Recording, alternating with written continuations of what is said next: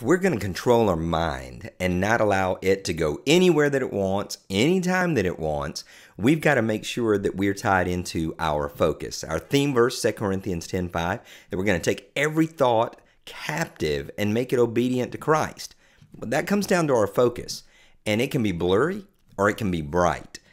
You've probably got this verse memorized, Philippians 4:8. Finally, brothers and sisters, whatever is true, whatever is noble, whatever is right, whatever is pure, lovely, admirable, if anything is excellent or praiseworthy, think about such things. Our mind tends to get out of control because we are not being focused. We're not thinking about the right things. We're allowing any and every thought to come in without a filter. So we've got to make sure that we're actually concentrating and not just letting life happen to us, but that we're aware of what's going on and we're very careful with our thoughts and what we're letting in. That sounds a little bit cliche, sounds a little bit like, well, obvious, but how well are we doing that? How well are we actually concentrating on what's coming into our life? Now, things can come in three ways. Number one, it can be intentional, that we're focused on what we're letting into our brain. We don't accidentally read a book. That's something we do intentionally. We pick it up, we read it, we think about it, or if it's fiction, then we allow it to just come into our minds to create an imagination, which I'm not saying is bad at all, but it's an intentional choice. So we can read things that are very healthy, that really encourage us, that help us become better, or we can actually pick up something that's going to damage our mindset, damage our focus, but it's intentional because we actually made a choice. The second thing that can happen is that it's invited. We may not be super intentional with something that we decide to do, but we can invite something in. So if we're out on Facebook all day, that's an invitation. If we are deciding to go to a movie, we may not really know what it's about. We may not really be thinking about the end result, but we're inviting that influence into our life. So intentional, we make a very conscious, specific decision.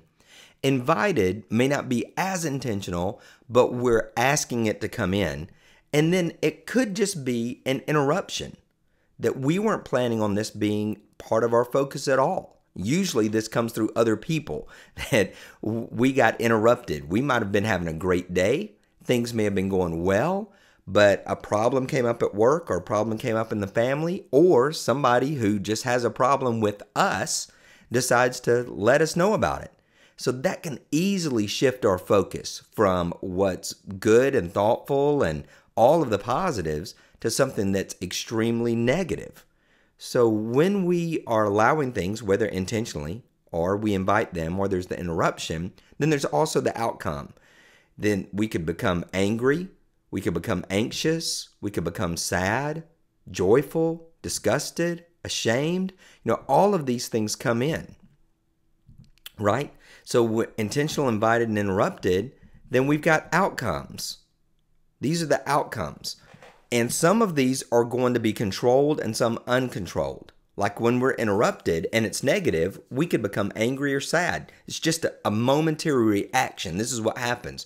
Or if we're very intentional and we choose a good book, the outcome could be joy.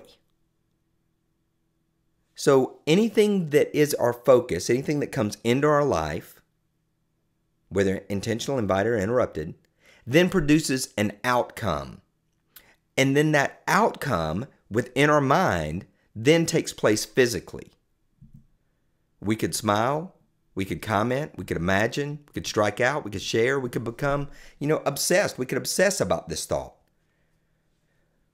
So the intentional, the invited, and the interruption creates an internal reaction that then becomes external.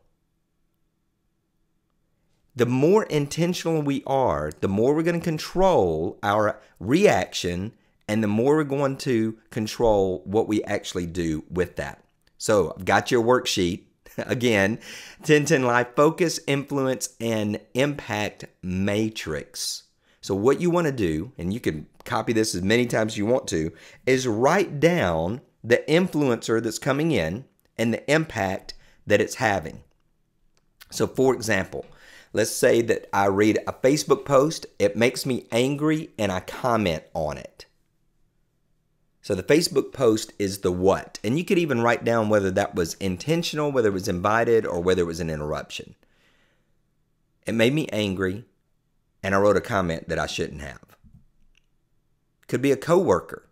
Made me smile, and I texted a friend to tell them about it. Could be a TV series. Made me anxious or excited. And maybe afterwards I actually felt guilty about it because I really shouldn't have watched that show. Bible study. It made me feel peaceful, and the action that I took was that I prayed. So if we'll start writing down what's coming into our life, Facebook post, coworker, TV series, Bible study, obviously you could fill this up multiple times a day. Then the initial outcome of that, what was the emotional response? Angry, smile, anxious, excited, peaceful. And then what was the physical response? Comment, texted a friend. TV series was not necessarily a physical response unless I decided not to watch anymore. And then Bible study is that I prayed. So what's the initial internal response? And then what did we do externally? So if you'll keep a record of these, then you can start to find out what you need to continue and what you don't need to. So put a red box around the things that you need to stop. You need to stop letting Facebook posts get to you, make you angry, and commenting in a way that you shouldn't, right? A coworker made you smile, you texted a friend, that's good. Green box around that. Yellow, TV series, it may not be that you need to cut it out completely, but it may be something you need to watch. And then Bible study, I need to do more of that. So if you'll start regulating what you're doing, and you've got a red box around things that you need to stop, green box around the things that are just a pure go, and a yellow box the things you need to be watching, to think about, you can control your focus a lot more. You're going to start seeing a pattern of the things that are coming into your life that are making you anxious or overwhelmed or obsessed in your thinking. And then you can make a decision to become a lot more intentional about that thing. And you might have to cut it out completely. So if you'll do this exercise, do it for about a week, where you keep a list of all of your influencers, what the initial outcome is internally, and what you did externally with it, then you can pinpoint the areas of your life that are causing you the most mental disruption. You can eliminate the negative, you can accentuate the positive, and it's going to allow you to focus so much more accurately in your life and take your thoughts captive and actually control your thinking. Make sure you do this exercise. It's one of the ones that is going to impact you the most in helping you determine what's going on in your mind and what shifts you need to make. In the next training, we're going to look at our fears, things that we're afraid of, what we can do about that, how we can overcome them. I'll see you then. Live full.